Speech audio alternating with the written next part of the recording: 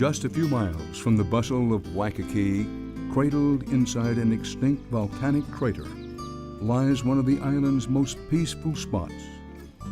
This is the National Memorial Cemetery of the Pacific, known commonly as Punchbowl.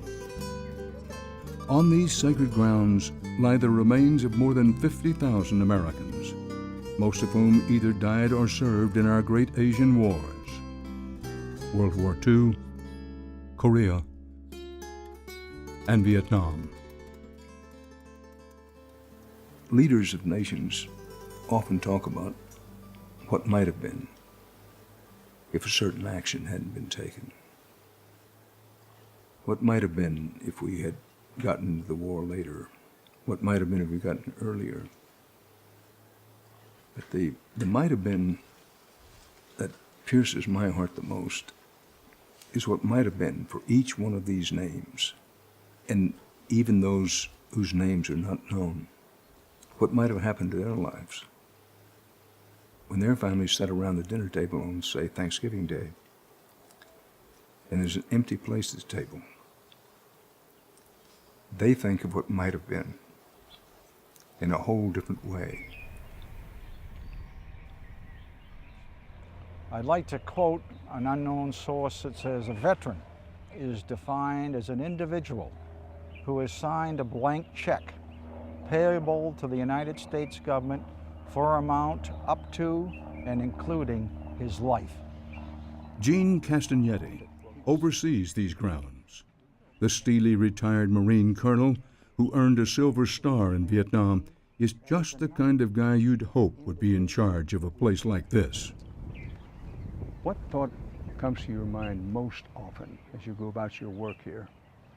Well, on a personal basis, I am very pleased that I can come here every day and be reminded that we have an obligation to the legacy of those people that preceded us to make sure we continue to serve our nation in whatever capacity in order to follow the ideals of democracy and freedom. Castagnetti estimates that about 3.5 million visitors come to Punchbowl each year, many on guided bus tours that will also take them to Pearl Harbor.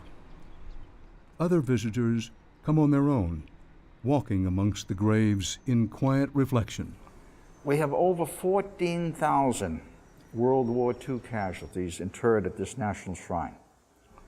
The names are there. The state that they came from is there.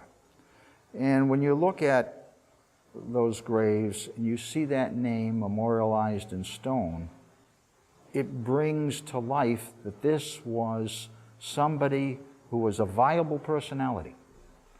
You don't know what they could have become if they had lived longer. But when you look at these graves and you see short lives, maybe 22 years old is an average age of World War II, and you say, what if they hadn't gone to war? What if they hadn't served our country? Well, it's been my experience that those who carry the burden of sacrifice, I saw it in Vietnam, I've seen it a number of times since, there's also pride in carrying that burden. Well, I'd like to quote my boss, Secretary of the VA, General Shinseki, fought in Vietnam, was wounded in Vietnam, and he always says, our veterans are our finest citizens. They served and gave that full last measure of devotion. Maybe we hold our head a little higher and walk with a little more swagger and maybe exert an overconfident feeling, but those are the things that get us through tough times.